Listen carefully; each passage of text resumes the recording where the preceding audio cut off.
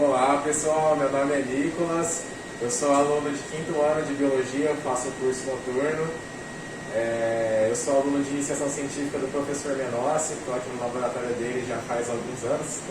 E a pedido deles, hoje a gente vai gravar um vídeo explicando algumas técnicas rotineiras que a gente usa no laboratório de Biologia Molecular. Olá, meu nome é Camila, eu sou aluna do professor Menossi, de Iniciação Científica também estou há alguns anos aqui. Sou ingressante do ano de 2016, noturno, e eu vou ajudar o Nicolas a mostrar algumas técnicas de biologia molecular que a gente usa aqui no laboratório. A primeira técnica que a gente vai estar comentando aqui no vídeo é a mini-PEP. E ela é uma técnica de extração do DNA plasmidial presente nas bactérias. Existem três principais tipos de PEP, que é a mini-PEP, a mid-PEP e a maxi-PEP. Todas elas têm o mesmo princípio, a única coisa que muda ao final é a quantidade de material extraído que você vai ter no final do processo. Esse processo consiste na lise alcalina do envoltório celular das bactérias, e com essa lise do envoltório, a gente tem o extravasamento do conteúdo intracelular dessa bactéria.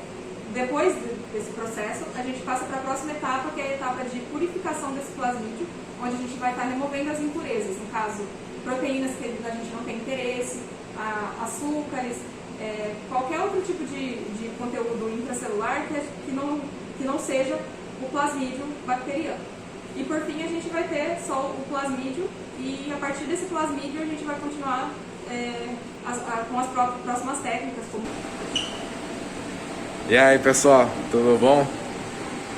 Feita a introdução mais, digamos, formal, agora a gente vai para uma parte um pouco mais vlog do vídeo, em que a gente vai começar a mostrar as coisas, as técnicas mesmo, que a gente vai utilizar. Então primeiro a gente tem que vir aqui buscar as nossas bactérias, que a gente deixou crescendo elas durante a noite, para poder fazer a mini prep. Então eu vou mostrar para vocês um carinha aqui, que é um equipamento muito importante, chamado shaker. Olha aí pessoal, esse aqui é o shaker. Nada mais é do que uma incubadora. Nela a gente coloca as bactérias para crescer. E aqui nós temos os nossos inóculos. Os inóculos nada mais são do que bactérias crescendo em meio líquido, neste caso. E aí vocês podem ver que existe uma diferença de turbidez desses meios. Por quê? O meio da esquerda tem células em suspensão, ou seja, nele houve crescimento bacteriano. E o meio da direita, como vocês podem ver aqui, coloca. Enfim, está escrito controle negativo. E ele está... Aí, agora sim. Ele está translúcido porque nele não houve crescimento bacteriano. Por que a gente faz um controle negativo? Como a gente está trabalhando com bactéria, a gente quer ter certeza de que onde a gente está inoculando, cresça apenas a bactéria de interesse. Portanto, a gente prepara um controle negativo, porque se por acaso a gente verificar que houve crescimento de alguma coisa aqui, ou seja, se a gente pegar isso aqui e tiver turvo, logo a gente vai saber que muito provavelmente aqui pode ser que tenha contaminação. Nesse caso, ele está translúcido, não cresceu nada. Então, a partir disso, a gente consegue inferir que, no caso, esse meio aqui muito provavelmente contém apenas a nossa bactéria de interesse. Então é isso aí. Bom, dependendo da espécie de bactéria que a gente está utilizando, existe uma temperatura ideal do crescimento. No caso da E. coli, a gente utiliza no equipamento a temperatura de 37 graus, que é a melhor temperatura para o seu crescimento. Outra coisa importante desse equipamento é que ele possui, deixa eu mostrar para vocês aqui, uma rotação ideal, é o RPM. O que isso quer dizer? Que ao longo da noite, esse meio ele ficou se movimentando, permitindo que entrasse oxigênio em contato com essas bactérias para que promovesse o crescimento mais eficiente dessas bactérias. Então, se vocês derem uma olhadinha aqui, ó, ele fica chacoalhando. Isso é muito importante para a bactéria. Bom, agora para a gente iniciar a nossa mini prep em si, com os inóculos em mãos, uma das coisas que a gente vai fazer agora é que, como a gente utilizou esse inóculo a fim comparativo, ele já cumpriu o seu papel, então a gente pode descartar. O controle negativo, no caso. O controle negativo, no caso. É importante mencionar que dentro desse inóculo possui um antibiótico de seleção. Por que a gente tem esse antibiótico de seleção? Porque o plasmídio que contido dentro dessa bactéria, ele possui um gene de resistência a esse antibiótico inserido no meio.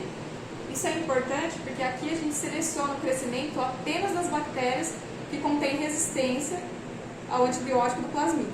No caso, a gente está trabalhando com um plasmídio que tem um gene de resistência ao antibiótico ampicilina. Então ontem, quando eu preparei o inóculo, eu garanti que eu coloquei esse antibiótico aí para que na hora que eu fizesse a inoculação das bactérias, acontecesse justamente isso daí que a Camila explicou para vocês.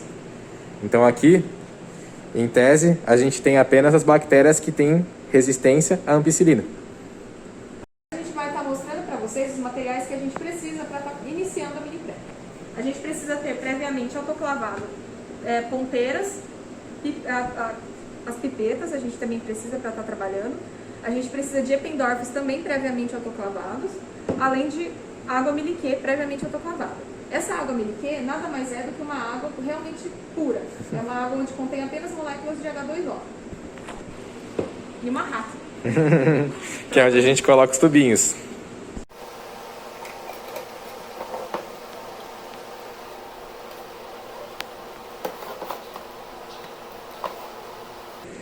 Então, pessoal, a gente começa primeiramente de tudo transferindo o conteúdo de um tubo para um tubo menor, no caso um Eppendorf, para que a gente possa começar as etapas de centrifugação. A mini prep, ela utiliza muito centrifugação, vocês já vão entender por quê. Então a Camila está fazendo a transferência. Para isso, tem gente que gosta só de verter o conteúdo de um tubo para dentro do outro, mas a gente tem eu pelo menos e a Camila, a gente gosta de utilizar uma pipeta para fazer essa transferência, porque assim não tem risco de derramar o conteúdo do inóculo para fora. Digamos que você tem que ter um pouquinho de destreza para conseguir verter o conteúdo de um tubo maior para um tubo menor sem derramar. Nós não temos, então a gente usa a pipeta. Mostra aqui, ó, para nós. Olha lá. A gente só transferia o conteúdo de um tubo para o outro. É muito importante também ter o costume de anotar nos tubos o que tem dentro deles. É que hoje a gente está trabalhando com um inóculo só, mas tem vezes que você vai estar trabalhando com 15, 20, até 30 inóculos para fazer mini prep. Então, se você não tiver bem anotadinho o que é cada coisa, no meio do caminho você não vai saber de mais nada, vai ter perdido o experimento.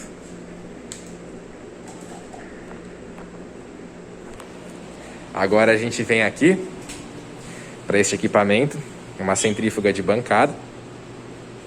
Como a gente tem um tubo só, é muito importante fazer o contrapeso.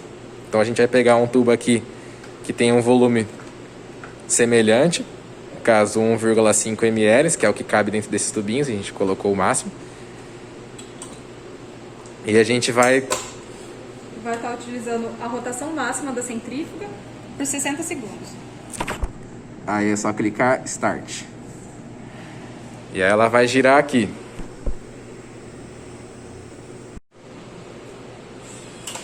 Terminou de girar. O que vocês acham que aconteceu aí? Vamos ver? Pô, o meio tá limpo, né? O que aconteceu com as bactérias? Ah, agora sim. Se vocês observarem, vocês vão ver que elas vieram todas para o fim do tubo. Estão todas aqui, ó. Então, por isso que o meio fica turvo. Porque esse monte de célula que está agora acumulado no fundo do tubo, antes estava em suspensão. Vocês podem ver que o meio está com a mesma cor do controle negativo. Por quê? É o mesmo meio. Só que agora as bactérias estão aqui no fundo. Vocês já vão entender por que a gente faz isso. Vamos continuando. Então, retornando aqui à nossa bancada de trabalho, agora a gente vai descartar esse meio de cultura. A gente não vai mais precisar dele. Nosso foco é as bactérias. E se vocês estiverem se perguntando, não, quando a gente vira o tubinho, as bactérias não descolam do fundo. Então não tem perigo fazer isso. Vou mostrar para vocês. Vocês podem ver que elas estão aqui ainda. Ah, e como é que a gente vai fazer para tirar esse restinho de meio que fica aqui? Aí para isso a gente usa a pipeta. A Camila vai mostrar.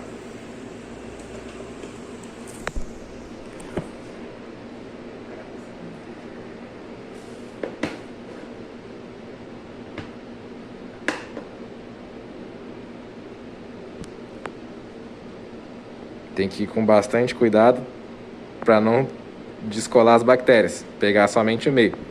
Às vezes sai um pouquinho, mas não tem problema, faz parte. O importante é pegar o mínimo possível das bactérias e o máximo possível do meio. Aí, ó, vamos ver se foca.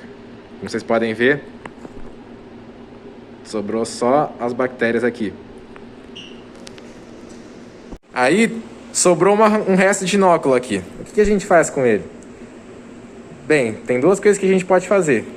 A gente pode jogar fora, ou a gente pode colocar mais dele ali dentro do tubinho, centrifugar de novo, para dessa maneira coletar mais bactérias. No nosso caso, a gente não precisa, porque o nosso meio estava bastante turvo, ou seja, cresceu bastante as bactérias. Então a quantidade de material que a gente recolheu aqui, ó, naquele tubinho, já vai ser o suficiente para o que a gente vai fazer.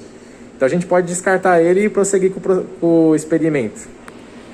Então ele vai para um lixo adequado, para descarte de material. Que será autoclavado. Exatamente. Agora a gente vai começar com as soluções para efetivamente realizar a lise. Tem duas soluções, P1 e P3. Na verdade é P1, P2 e P3. Só que a P1 e P3 ficam na geladeira e a P2 fica em temperatura ambiente. Por quê? Se a gente colocar ela na geladeira, ela precipita. Vamos começar colocando o primeiro tampão. P1.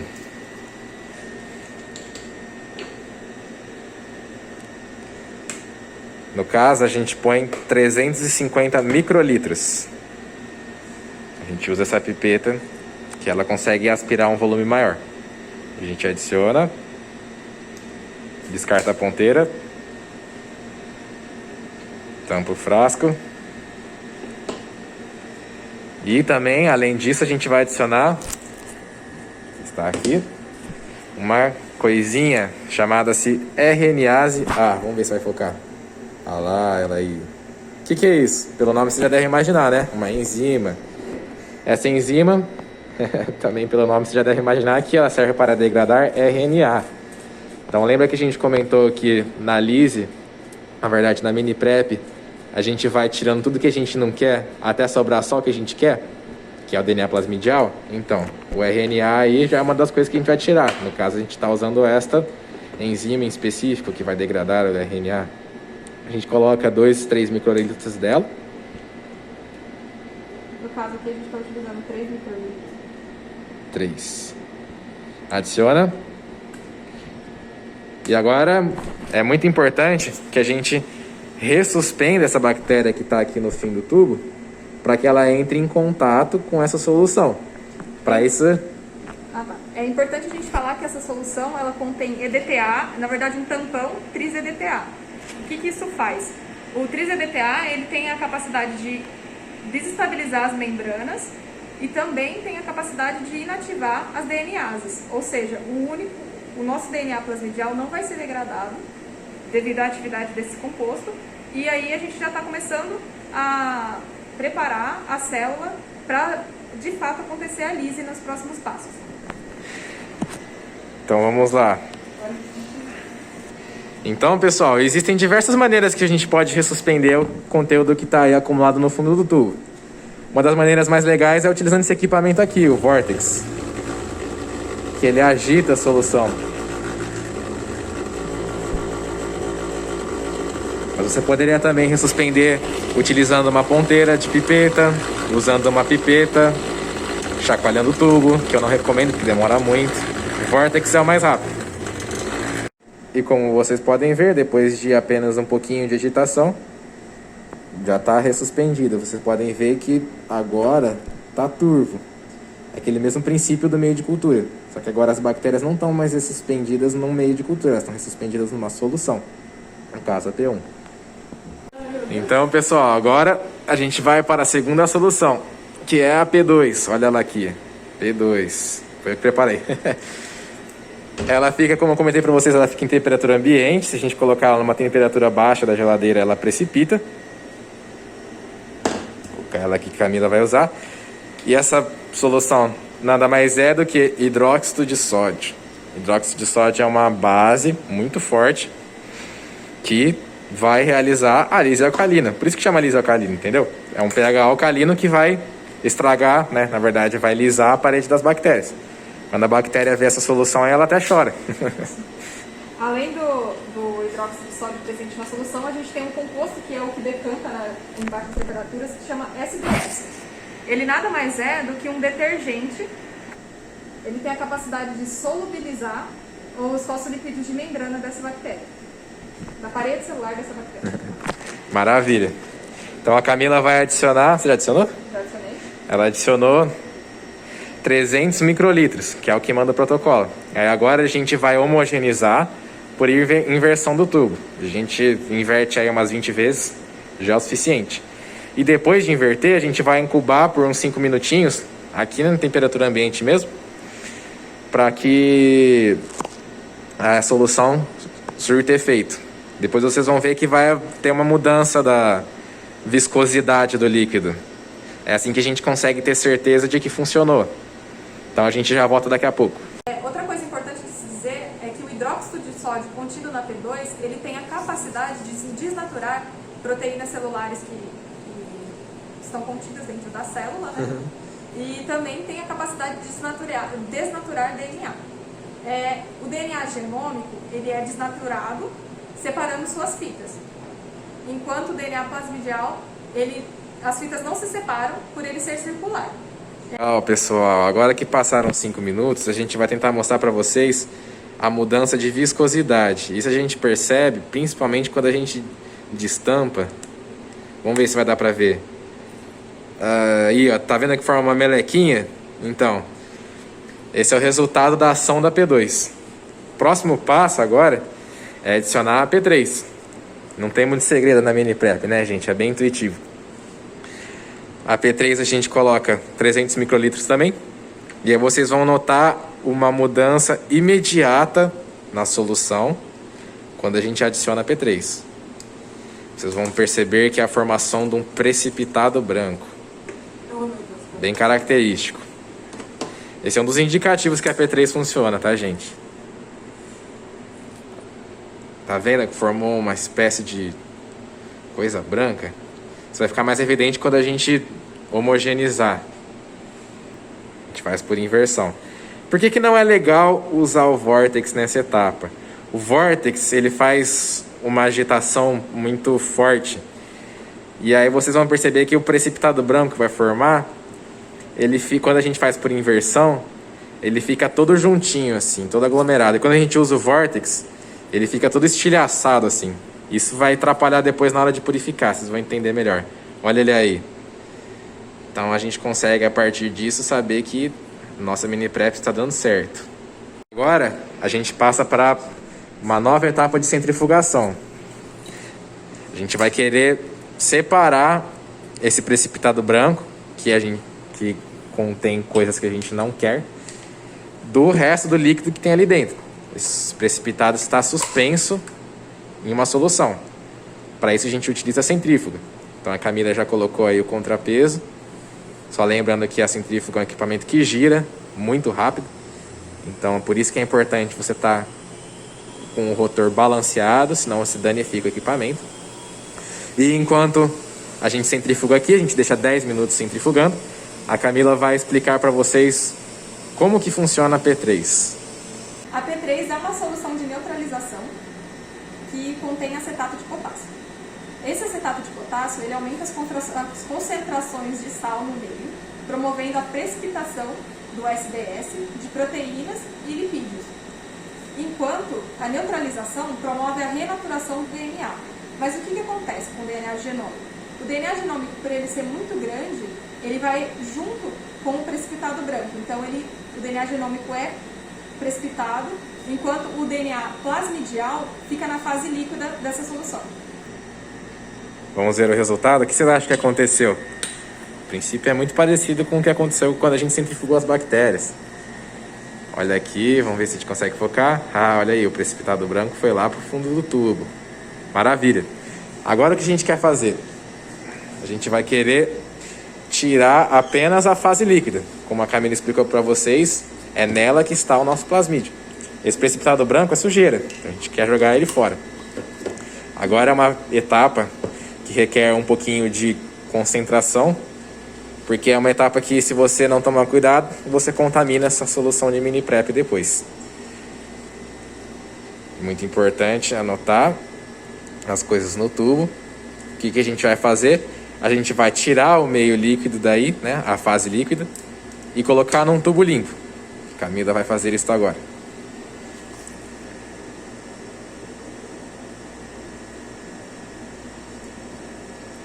É legal tentar pegar o máximo possível da fase líquida que você conseguir, porque daí você vai estar pegando uma maior quantidade de plasmídio.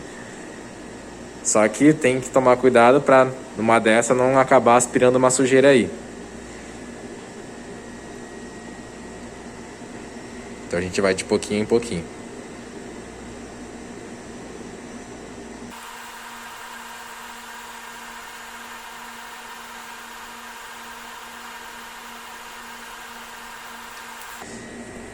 Ah lá, sobrou um pouquinho de líquido, sempre sobra, tá, pessoal? Mas não compensa tentar pegar esse daqui que sobra no fundinho, porque vai puxar a sujeira branca. E a sujeira branca, evidentemente, está aí também. E a gente vai jogar ela fora num lixo apropriado. E olha só, tá vendo? Essa é a fase líquida que a gente removeu lá do tubo. Olha só como ela tá bem limpinha, não tem nenhuma sujeira branca nela. É isso que a gente quer. Outra coisa que é importante mencionar é que, se você por acaso aspirar alguma sujeira branca, não se preocupe. Você pode transferir ela para o tubo novo, centrifugar novamente, recuperar o líquido e passar para um outro tubo. No caso, a gente não vai fazer isso. Por quê? Porque a Camila conseguiu aspirar somente o que nos interessa. E essa solução, como eu mostrei para vocês, está bem limpinha. Às vezes você consegue notar que tem umas sujeirinhas brancas. Aí é recomendado centrifugar mais uma vez e transferir para um novo tubo, repetindo a etapa. Mas a gente não vai precisar. Agora a gente pode, portanto, seguir para a próxima etapa da mini prep, que a gente vai adicionar isopropanol. O isopropanol é um álcool. Ele vai ajudar na precipitação do material plasmidial. E o isopropanol, quanto de volume a gente coloca? Depende. Depende do quanto de volume que você recuperou da fase líquida lá, que a gente acabou de fazer. Você tem que colocar um volume igual de isopropanol ao volume que você recuperou da fase líquida. No caso, a Camila recuperou 600 microlitros. Então a gente adiciona 600 microlitros de isopropanol. É assim que funciona.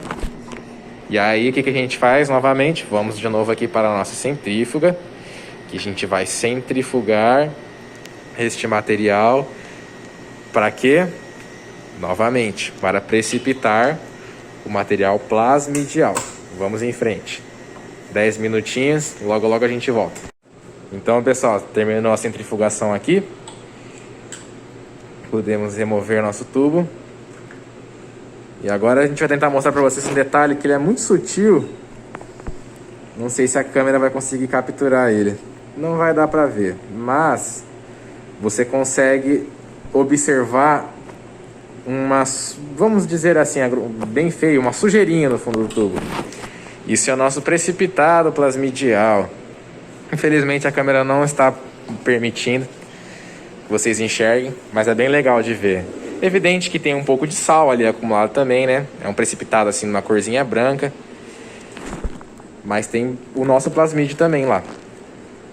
E aí esse sal a gente vai cuidar dele agora, fazendo uma etapa de lavagem com etanol 70.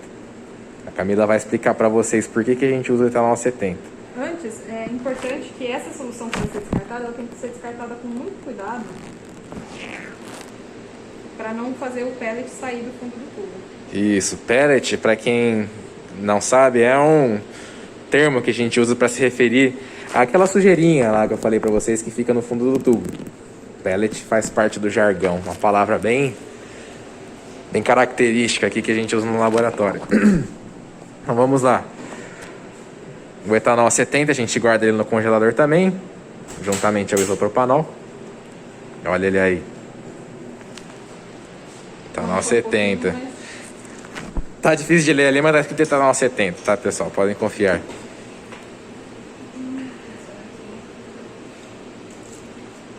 E aí a gente adiciona O volume de etanol que a gente adiciona aqui é 500, mas tem gente que gosta de adicionar 1 ml, 1 ml e meio, 300 microlitros, varia muito.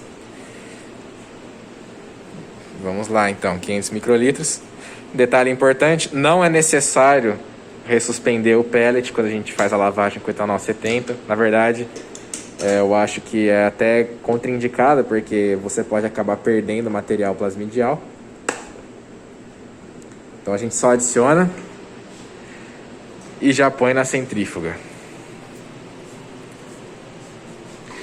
Deixa lá mais 10 minutinhos. E aí, enquanto vai centrifugando, a Camila vai explicar para vocês por que a gente usa etanol 70 nesta etapa da mini prep.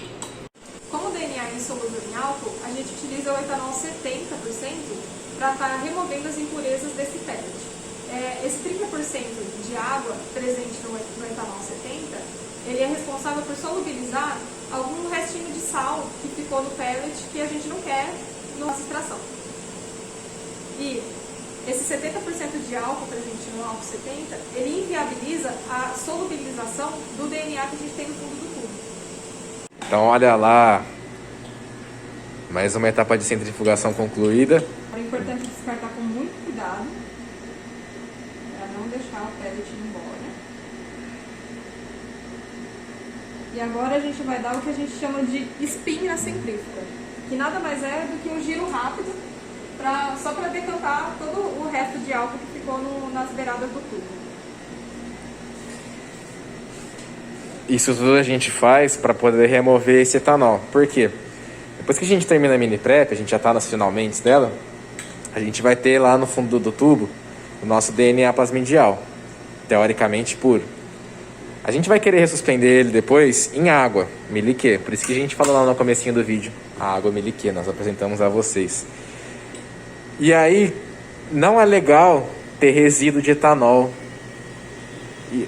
na hora de ressuspender com a água, porque esse etanol ele serve como um contaminante. Ele vai interferir em reações enzimáticas quando a gente vai trabalhar com esse DNA, e também vai interferir na hora que a gente for correr um gel desse material. Isso vocês vão ver mais pra frente. Portanto, a gente está fazendo tudo isso daqui agora para tirar o resto de etanol que sobra no tubo. Vocês vão ver que vai ter descido um pouquinho. Mostra aqui, Camila. Olha lá. Tá vendo? Tem um restinho de etanol aí. A gente precisa tirar ele daí. Então a gente dá um spinzinho ali. Agora a gente vem com a pipeta. Vamos tomar muito cuidado, cuidado extremo, para aspirar o etanol sem perturbar o pellet que está lá no fundo. Então tem que tomar muito cuidado.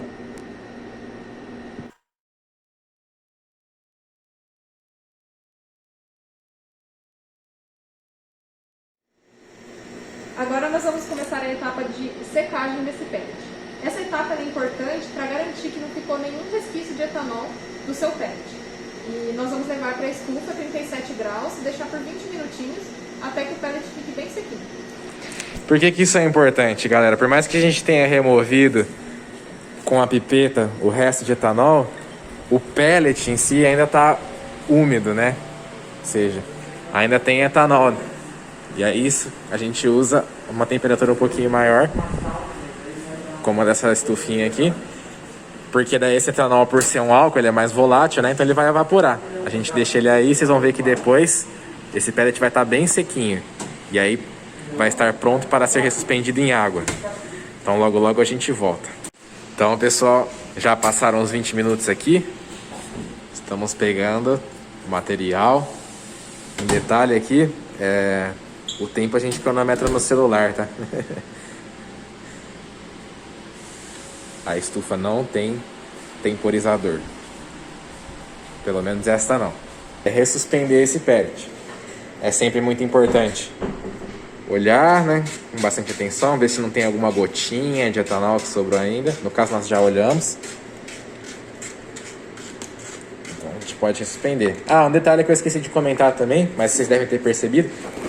Quando a gente coloca o tubo na estufa para secar, é fundamental que o tubo esteja destampado, senão o etanol não vai evaporar para fora do tubo, ele vai só ficar na tampa.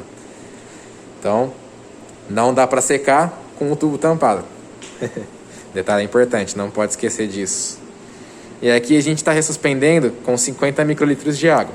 Para ressuspender, a gente despeja o líquido dentro do tubo e aí fica aspirando e despejando, fazendo esse movimento que a Camila está fazendo aí com a pipeta. Assim a gente vai homogeneizando. E aí vocês podem até perguntar, por que 50 microlitros? Então, o volume de água que você vai usar para ressuspender varia muito, depende dos seus objetivos. A gente costuma usar 50 microlitros quando a gente faz uma mini prep básica, como essa que a gente está fazendo aqui, porque é um volume que a gente sabe que dá a concentração final do material fica legal e vai dar para usar para as coisas que a gente vai querer fazer depois. Mas vamos supor que você queira um material mais concentrado, você pode suspender num volume menor. Se você quiser um material mais diluído, você pode suspender num volume maior. Aí vai dos seus objetivos e tudo mais. Então, tá aí, ressuspendendo o material. Uma curiosidade também que é legal falar, o DNA ele pode ser ressuspendido em água ou num tampão que a gente tem, que a gente chama de TE, que é um tampão que vai tris e EDTA. Ele, a longo prazo, oferece uma estabilidade maior para o DNA, porque esses componentes eles impedem atividades de enzima. Então, se você por acaso contaminar por acidente seu DNA com alguma nuclease, o tris vai oferecer uma maior proteção. Só que aqui eu particularmente gosto mais de usar água. E aí ele aí, ó. Pera aí, vamos ver se foca. Acho que focou. Tá ressuspendido. Fica com essa carinha aí. Isso daí é água e plasmídio. Agora a gente vai para as próximas etapas.